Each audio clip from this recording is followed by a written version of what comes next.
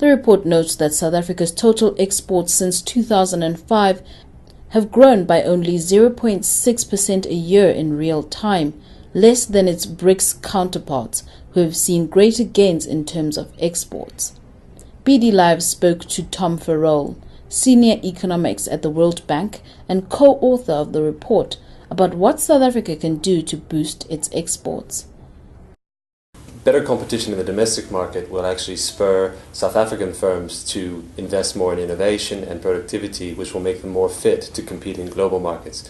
It will also lower the costs of inputs, which are critical to making the products that South Africans export. The second thing we highlight in the report is the need to eliminate some of the key infrastructure bottlenecks that are holding back South African firms and reducing some of the costs related to infrastructure. And specifically here, there are a few things. One is the costs of telecommunications.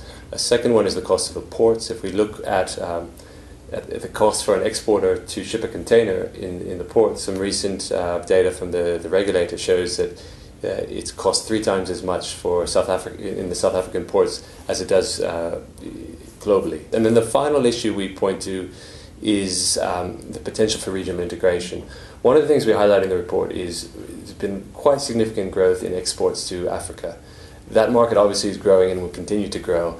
Now, in addition to the opportunity of the African market for South Africa to sell its products and services to, we also believe there's huge potential through deeper regional integration for South African companies to build regional supply chains, accessing labor, natural resources, and other inputs from the African region to build a kind of what we call in the report a factory Southern Africa. A lot of the issues that the opportunities we're pointing out require regional cooperation.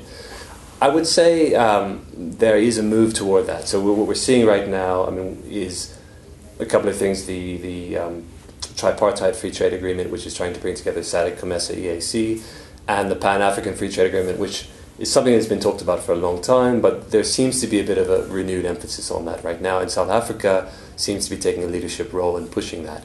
So I think, with the will, and I think with the growth of the African market, all sides are seeing the potential.